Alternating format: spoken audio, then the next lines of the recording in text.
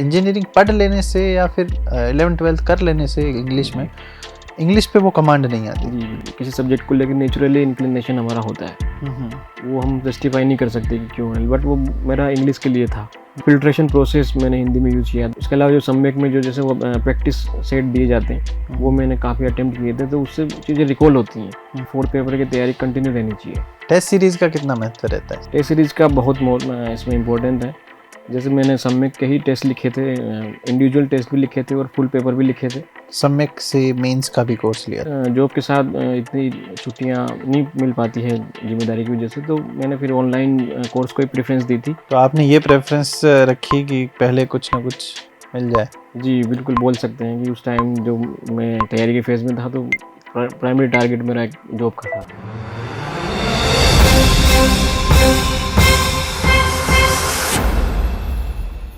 नमस्कार दोस्तों, talk with the topper की श्रृंखला में हम आज देवेंद्र जांगीर जी से मिलेंगे, जिनकी रैंक 243 है और इंफॉर्मेटिक्स असिस्टेंट के पद पे कार्य करते हुए, टोंक में रहते हुए, मतलब जयपुर से दूर रहते हुए, इन्होंने ऑनलाइन कोर्स के माध्यम से पढ़ के और पहले प्रयास में इस रैंक पे सफलता प्राप्त की है। और हम जानेंगे किस तरह से उन्होंने किया और उनके बारे में भी, उनके परिवार के बारे में और आने वाले भविष्य में उनके क्या और विचार हैं। तो पहले प्रयास में पास किया है तो हो सकता है कुछ और भी विचार हों। तो मैं स्वागत करूंगा आपका देवेंद्र जी। आपको सबसे पहले बहुत बहुत शुभकामनाएं इस रैंक की, और सम्यक के प्लेटफॉर्म पे आपका बहुत बहुत स्वागत है। आपका बहुत बहुत धन्यवाद। आप पहले तो ये बताइए कि आप पहले प्रयास में, अटेम्प्ट में आपने अच्छी इतनी रैंक प्राप्त की है, और आपको कैसा लगा ये रैंक देख के?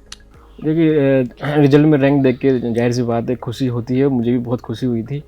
फर्स्ट अटेम्प्ट में इतनी रैंक हासिल करना भी एक खुशी वाली चीज़ है। तो सर, आपके परिवार के बारे में कुछ बताएं, कौन कौन है आपके परिवार में? देखिए सर, मेरे परिवार में मेरे पिताजी हैं, वो अकाउंट सर्विसेज से रिटायर्ड हैं। मेरी जो मदर हैं वो होम मेकर हैं। भैया हैं, भाभी हैं और 2 सिस्टर्स हैं। तो कैसा अनुभव हुआ उनको रिजल्ट सुन के? जी देखिए, जितना खुशी का माहौल ये मेरे लिए था, उससे कहीं ज़्यादा खुशी का माहौल वो परिवार के लिए होता है। तो जब रिजल्ट आया था तो सभी लोग काफ़ी खुश थे, मुझसे भी ज़्यादा खुश मैं उनको देख पा रहा था। हाँ जी। तो ये जो आपकी पूरी जो जर्नी रही है, इसमें किसको आप सबसे ज़्यादा सब मानते हैं कि मेरा मोटिवेटर रहा है? देखिए, इस जर्नी में मैं मानता हूँ कि एक तो परिवार का सपोर्ट जो सबसे ज़रूरी होता है, वो मेरे साथ था। उसके अलावा जो एक मोटिवेशन मुझे एक मेरे फ्रेंड से मिला जो पिछली बार सिलेक्ट हुआ था, वो मेरा मोटिवेशन बना। तीसरा एक जो सम्यक इंस्टीट्यूट का भी मैं धन्यवाद देना चाहता हूँ कि इनके जो मैंने यहाँ से कोचिंग प्राप्त की और जो इंटरव्यू गाइडेंस के टाइम जो यहाँ से मुझे गाइडेंस मिली, तो इन दोनों तीनों चीज़ों का मिला के एक रोल रहा कि मैं सफलता तक पहुँच पाया हूँ। जी सर। तो जब हम आपकी शुरुआती एजुकेशन की बात करते हैं, शुरू से ही प्राइमरी एजुकेशन आपकी टोंक में ही हुई जी, और थ्रू आउट आप हिंदी मीडियम से पढ़े? जी इंजीनियरिंग बोलते हैं इंग्लिश में की है, बाकी मैं जो एकेडमिक्स थी वो मेरी हिंदी मीडियम में थी। इंजीनियरिंग पढ़ लेने से या फिर 11th-12th कर लेने से इंग्लिश पे वो कमांड नहीं आती? जी बिल्कुल। आपका क्या ऐसी आदतें रही या फिर लॉन्ग टर्म में ऐसी क्या प्रैक्टिसेस थी जो आपको इन दोनों सब्जेक्ट्स में अच्छे आपके स्कोर्स हैं? सर, स्कूल टाइम से ही मेरी जो मैं बोल सकता हूँ कि इंग्लिश जो है मेरी स्कूल टाइम से काफ़ी स्ट्रॉन्ग रही। शुरू से ही मुझे इंटरेस्ट था, इंग्लिश मुझे अच्छी भी लगती थी। एक नेचुरल होता है, कई बार हम किसी सब्जेक्ट को लेकर नेचुरली इंक्लिनेशन हमारा होता है, वो हम जस्टिफाई नहीं कर सकते कि क्यों है, बट वो मेरा इंग्लिश के लिए था। तो मुझे इंग्लिश अच्छी लगी थी। और हिंदी जो थी, तो हिंदी तो हम पढ़ते ही थे, तो हिंदी तो हमारी अच्छी थी। और इसकी तैयारी के टाइम मैंने हिंदी और मजबूत कर लिया था। और जो स्ट्रेटजी इसकी मेरे को कई लोगों ने बताई थी कि इनको ऐसे पढ़ना है, जैसे ग्रामेटिकल पोस्टर तो हमारा प्रैक्टिस से आता है। इसके अलावा जो सम्यक में जो जैसे वो प्रैक्टिस सेट दिए जाते हैं, वो मैंने काफ़ी अटेम्प्ट किए थे, तो उससे चीज़ें रिकॉल होती हैं और वो याद होती चली जाती हैं। इसके बाद एक फिल्ट्रेशन प्रोसेस मैंने हिंदी में यूज किया था कि जैसे 100 विलोम शब्द हैं, हम पहली बार पढ़ते हैं तो जनरली 70-80 हमें याद रहते हैं। वो हमें हमारी परमानेंट मेमोरी में फिक्स हैं, वो नहीं डिलीट हो सकते। जैसे 20 बचे हैं तो उसको हम लिख लेते हैं, फिर हम जब उसको 2-3 बार बाद पढ़ेंगे तो 20 के 10 ही रह जाएंगे। ऐसे करते करते वो 4-5 ऐसे होंगे जो नहीं याद होते। उसको हम जब एग्जाम में लास्ट टाइम जाते हैं तो देख के जा सकते हैं। तो ये वाला प्रोसेस मुझे लगता है मेरे लिए काफ़ी सहायतापूर्ण रहा। और बाकी जो कॉम्प्रिहेंशन का पार्ट है वो कैसे किया आपने? कॉम्प्रिहेंशन के लिए तो जैसे हम कुछ भी रीड कर सकते हैं, जैसे न्यूज़पेपर एक अच्छा ऑप्शन है। हिंदी का तो हम पढ़ते हैं, इंग्लिश फॉर्मेट्स वगैरह है वो कहाँ से किए थे? फॉर्मेट्स तो सर जैसे कोचिंग वगैरह हम जो बताते हैं और जो हमारे बोर्ड की बुक्स हैं हिंदी की और इंग्लिश की उसमें दिए हुए हैं, वो एक बार हम लिख लेते हैं। जब बार बार हम उसकी प्रैक्टिस करते हैं, जैसे चाहे मॉक टेस्ट हो या फिर वैसे भी लिख के प्रैक्टिस कर सकते हैं, तो जब बार बार उसको लिखते हैं तो वो फॉर्मेट भी हमारे सही होने लगते हैं। फिर 4th पेपर की तैयारी कंटिन्यू रहनी चाहिए, चाहे हम आधा घंटा दें चाहे 1 घंटा दें, लेकिन वो हिंदी इंग्लिश की तैयारी रहनी चाहिए। और एक जो ये फिल्ट्रेशन वाला प्रोसेस है, ये काफ़ी स्ट्रॉन्ग प्रोसेस है, ये मुझे काफ़ी अच्छा लगा, इसको यूज़ करना चाहिए।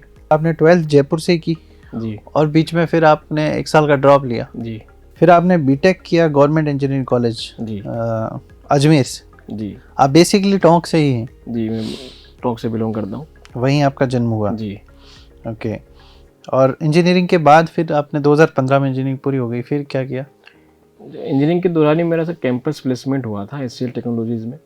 हालांकि वो किन्हीं कारणों से वो उसकी ज्वाइनिंग वगैरह की वजह से मैं ज्वाइन नहीं कर पाया था, और मेरा उसी टाइम रुझान जो है गवर्नमेंट सर्विसेज की तरफ हो गया था, तो मैंने तैयारी स्टार्ट कर दी थी। देन मेरा जो 2018 में वैकेंसी आई थी इन्फॉर्मेटिक असिस्टेंट की, वो मैंने दिया था, तो उसमें मेरा सिलेक्शन हुआ था और वो मैंने ज्वाइन भी किया है, और अभी मैं उसी पद पे कार्यरत हूँ 2019 से। फिर आपने जब से ज्वाइन किया है तब से लगा, आज जब आरएस की तैयारी कर रहे हो तो वो फुल टाइम जॉब में रह के कर रहे हैं? जी, फुल टाइम जॉब के साथ ही मैंने तैयारी की है। तो ऐसा कैसे संभव हो पाया? जो कितने घंटे निकाल लेते थे आप पढ़ने के लिए? जैसे कि सर इसमें मेरा डेली में 5 से 6 घंटे निकाल पाता था, और शनिवार रविवार जो जैसे छुट्टी होती है तो उसमें हम जितना खींच सकते हैं अपने कोर्स को या अपने जो भी सब्जेक्ट पढ़ने हैं वो हम कर सकते हैं। बाकी जनरली रूटीन में 5 से 6 घंटे मैंने निकाल लिए थे। ऑफिस जाने से पहले सुबह जल्दी उठ के पढ़ना होता है, और एक शाम को हम पढ़ सकते हैं। तो एक टाइम मैनेजमेंट, जाहिर सी बात है जॉब के साथ थोड़ा मुश्किल पड़ता है टाइम निकालना, बट अगर दिल में अगर लगन हो कुछ करने की तो सब हो जाता है। जैसे आप सुबह कितने बजे उठते थे उस टाइम?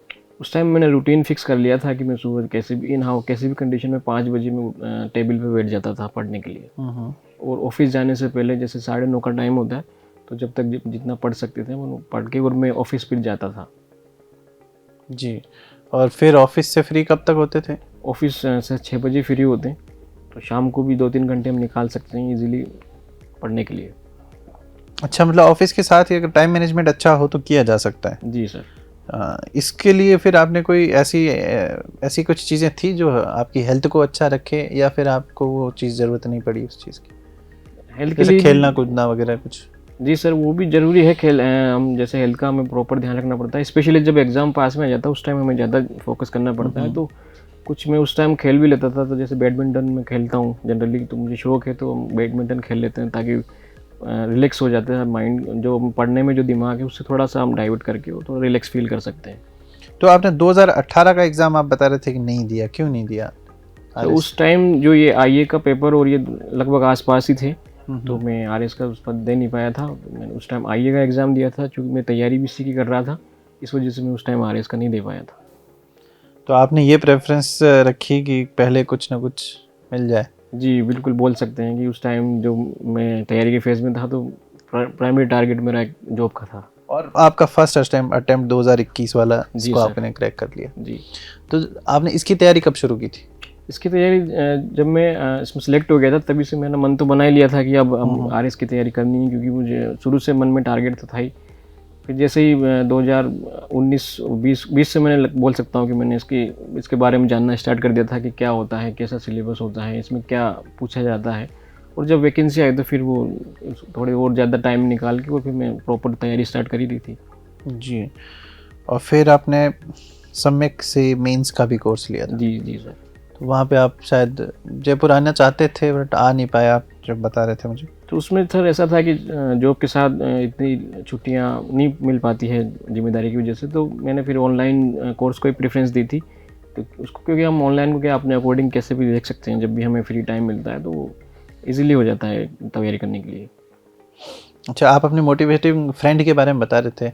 जी सर। क्या नाम है उनका? तो वो पिछली जो 2018 में उनकी 9th रैंक थी, विकास प्रजापति। अच्छा, तो उन्होंने आपको मोटिवेट जी, किया? उनसे मैं मोटिवेट भी हुआ और मुझे काफ़ी गाइडेंस भी मिली तैयारी के दौरान। काफ़ी लोग मानते हैं कि यार 14-15 घंटा पढ़ने चाहिए तो उससे हो जाता है, 4-5 घंटे पढ़ के आपने कैसे कर लिया ये काम? तो देखिए, पढ़ाई हम करते हैं तो वो हार्स के हिसाब से नहीं करनी चाहिए कि हम इतने घंटे पढ़ेंगे तो सक्सेस होंगे, बल्कि जितना भी हम पढ़ते हैं वो प्रोडक्टिव होना चाहिए। अपना जो कंटेंट है वो लिमिटेड रखना है, 2 या 3 सोर्सेज रख सकते हैं, जैसे मैंने सम्यक का रखा, और ऑनलाइन कोर्सेज जैसे यूट्यूब वगैरह सब देख सकते हैं, न्यूज़पेपर वगैरह जो है, बस लिमिटेड हमें सोर्स रखना है। तीसरा, हमें जो है बिल्कुल अपने पेपर जो है पिछले साल के जो हैं, जो भी आरएस में पूछे गए हैं, वो ज़रूर देखने चाहिए और उनके अकॉर्डिंग पूरा अपना प्लानिंग करनी चाहिए। ओके, नोट्स आपने बनाए थे कि कुछ ऐसे मेंटेन किए थे या फिर? जी सर, मैंने शॉर्ट नोट्स बनाए थे जो मेरे लास्ट टाइम में रिवीजन करने में काफ़ी हेल्पफुल रहे। तो आप ये बता रहे थे कि जॉब छोड़ के आप मेंस के 1 महीने पहले ही आपने छुट्टी ली थी। जी सर, मैंने 1 महीना पहले ही छुट्टियाँ प्रॉपर तो 1 महीना पहले ही ली थी, बाकी तो फिर मैंने जॉब के साथ ही की थी तैयारी। किस हिसाब से पढ़ते थे आप? डेली एक ही सब्जेक्ट पढ़ते थे या ये कि एक दिन में 2-3 सब्जेक्ट डिवाइड करके पढ़ते थे? सर जैसा मैंने कई लोगों से गाइडेंस ली थी पहले तैयारी करते टाइम, तो उन्होंने मुझे ये बताया था कि आप एक ही सब्जेक्ट को ना पढ़ें, अलग अलग सब्जेक्ट को ट्राई करते रहें। 2 या 3 सब्जेक्ट हम एक टाइम में लेके चल सकते हैं, और जो और पेपर है जो हिंदी इंग्लिश का है, उसको तो कंटिन्यू पढ़ना ही है आपको, चाहे आधा आधा घंटा पढ़ें चाहे घंटा पढ़ें, वो कंटिन्यू रहना चाहिए, क्योंकि उस पेपर में अगर स्कोर करते हैं तो हमारी रैंक में काफ़ी इंप्रूवमेंट होता है उससे। आपको क्या क्या ऐसी स्ट्रेंथ लगती है, जैसे आपने नोट्स के बारे में बताया कि एक फिक्स कंसाइज मटेरियल होना चाहिए, तो इसमें जैसे नोट्स जैसे आपने बताया कि पहला ही, उसके अलावा दूसरा मैं मानता हूँ कि मोटिवेशन होता है, सेल्फ मोटिवेशन होना चाहिए जो हमारे अंदर से आना चाहिए। वो हम उसको बोल सकते हैं कि उसी से हमारे अंदर हमको विश्वास पैदा होता है, खुद पे विश्वास होना चाहिए। इसके अलावा जो हमारा चारों तरफ का जो एक इकोसिस्टम है, जो हम जिसमें हमारी फैमिली हैं या हमारे दोस्त हैं, या जैसे मैं तो जॉब में था तो जो स्टाफ है, तो इन सबका भी काफ़ी रोल रहता है, इन सबका सपोर्ट मिलता है तभी हम सफल हो पाते हैं। और साथ ही साथ आप कंटिन्यूसली पढ़ ही रहे थे, शायद आपने 2020 में ही शुरू कर दिया था इसको, तो एक तरह से परसिवरेंस मेंटेन किया। जी, वो परसिवरेंस तो है ही, पर कहते भी हैं कि परसिवरेंस इज़ द की। तो अगर हम कंटिन्यू किसी चीज़ के पीछे लगातार अपनी स्ट्रेंथ लगाते रहेंगे तो ज़रूर सफलता मिलती है। तो काफ़ी लोग ये सोचते हैं कि यार फर्स्ट टाइम में क्रैक नहीं किया जा सकता, और इस चीज़ से ये भी भय खाते हैं, और आरएस में पहले नहीं आने का ये भी रीज़न है, जैसे आपने बोला कि मैं पहले जॉब लेना चाहता था, तो उसके पीछे एक कहीं ये भी रही होगी कि यार आरएस में पहले अटेम्प्ट में नहीं हुआ, दूसरे में नहीं हुआ, तो आगे भी देना पड़ेगा, तो आर्थिक स्थिति अच्छी होनी चाहिए और उसके लिए कोई बेस होना चाहिए। तो पहले अटेम्प्ट में ही आपने कर दिया, इसके काफ़ी लोगों के बीच में धारणा है। सर ये देखो, मैं ये मानता हूँ कि पर्सन टू पर्सन डिपेंड करता है। कई लोग डायरेक्ट आरएस के भी एग्ज़ाम देते हैं। मेरा जो था कि पहले एक जॉब हो जाए तो ज़्यादा बेटर है, और फिर अपने आप पे विश्वास था कि हम आगे बढ़ सकता हूँ, अभी कुछ कर सकता हूँ। तो उस विश्वास ने मुझे इस युद्ध में बनाए रखा, और मैं कंटिन्यू करता रहा और फाइनल सेलेक्ट हुआ। और अब आगे भी यही कोशिश करेंगे कि अपने आप को और इम्प्रूव करते रहें। टेस्ट सीरीज़ का कितना महत्व रहता है? टेस्ट सीरीज़ का बहुत इसमें इम्पोर्टेंट है। जैसे मैंने सम्यक के ही टेस्ट लिखे थे, इंडिविजुअल टेस्ट भी लिखे थे और फुल पेपर भी लिखे थे। तो फुल पेपर जो जैसे आरपीएससी में जैसे होते हैं कि एक दिन में जो 2 पेपर होते हैं, उसी अकॉर्डिंग मैंने यहाँ प्रैक्टिस की थी। जयपुर आके ही मैंने वो टेस्ट लिखे थे, क्योंकि मैं ऑनलाइन भी लिख सकता था, लेकिन टेस्ट हमें जैसे वहाँ भी ऑफलाइन देना है, तो एक उस एनवायरनमेंट में खुद को ढालने के लिए मैंने जयपुर आया था और यहीं टेस्ट दिए थे। एक दिन में 2 टेस्ट, और हमें टेस्ट जो है वो जैसे पूरी ईमानदारी के साथ देने, चीटिंग उसमें नहीं करनी होती, पूरी ईमानदारी हमें दिखानी होती है, क्योंकि हम खुद से ही नहीं छुपा सकते चीज़ों को। तो वो 2 एक दिन में दिए, दूसरे 2 दिन में दिए, पूरा वहाँ जैसा पैटर्न होता है बिल्कुल उस तरीके को फॉलो किया। तो टेस्ट देने के बाद फिर आप उस टेस्ट की कॉपी के साथ क्या क्या और चीज़ें करते थे, और समय बिताते थे उसके साथ? जी सर, एक तो वो जैसे यहाँ चेक होती थी, उसको देखते ही थे कि क्या क्या फीडबैक मिले, क्या क्या उसमें लिखा गया है। उसके अलावा जो आंसर दिखे उनसे मैच करना, जो हमने जो पढ़ा था उनको कितना मैं उसमें लिख पाया। जनरली होता क्या है कि जब हम 100% पढ़ लेते हैं तो बिल्कुल एग्जैक्ट तो लिख नहीं पाते उसमें, तो उसमें क्या सुधार कर सकते हैं, या अच्छा लिखा तो उस लैंग्वेज में और क्या सुधार कर सकते हैं। तो इस चीज़ों को मैं देखता था, उस एनालिसिस सेल्फ एनालिसिस में करता था उनका। जी, और फिर आपका जो नेक्स्ट चरण आ गया इंटरव्यू वाला। जी, इंटरव्यू में किसका बोर्ड था? इंटरव्यू में मेरा श्री जसवंत राठी जी का बोर्ड था। अच्छा, कितने मार्क्स मिले उसमें? मुझे 64 मार्क्स मिले हैं। आपका कितने मिनट चला इंटरव्यू?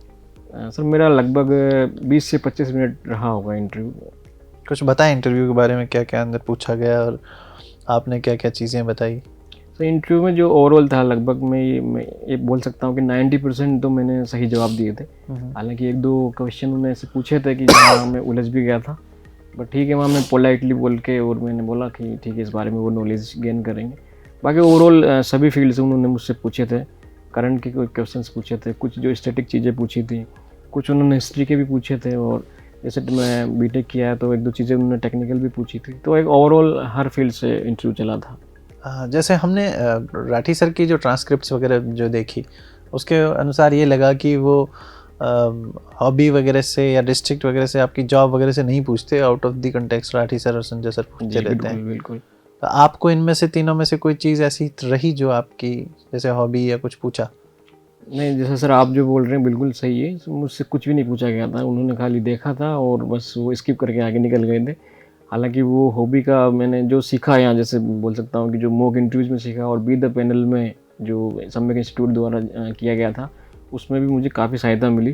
तो वहाँ मैंने बीच में कई बार उनको हॉबी के लिए ऐसे अपनी तरफ से यूज़ कर सकते हैं हम। तो फिर उन्होंने मुझसे हॉबी से 2-3 क्वेश्चन आपने डायरेक्ट बोला क्या हॉबी का पूछिए? नहीं, वो उन्होंने कुछ मुझसे पूछा था तो मैंने बीच में उसको एडअप किया था, तो फिर वो मेरे हॉबी पे चले गए थे। और 2-3 क्वेश्चन, जैसे एक क्वेश्चन था, उन्होंने पूछा था कि आपकी कमी क्या है। हाँ। तो उस टाइम मैंने उनको बोला था कि ओवर थिंकिंग एक मैंने बोली थी। तो उन्होंने पूछा कि इसमें क्या होता है, और इसमें फिर मैंने उसका जवाब दिया। फिर उन्होंने नेक्स्ट क्वेश्चन किया कि इसमें आप क्या करते हैं फिर उससे बचने के लिए। तो उस टाइम मुझे लगा कि हम यहाँ शायद अपने हॉबी का मैं इस्तेमाल कर सकता हूँ। तो मैंने वहाँ अपना उनको बोला कि मैं अपनी हॉबी का इस्तेमाल कर दूँ। फिर वो उस टाइम मेरी हॉबी पे चला गया था। तो 2-3 क्वेश्चन उससे बने कि क्या हॉबी है, आप क्या करते हो, इसमें क्या करते हो। तो इस तरीके से मैं बोल सकता हूँ कि वो मैंने खुद ही इन्वॉल्व किया हॉबी को उसमें, उनकी तरफ से तो पुटअप नहीं हुआ था।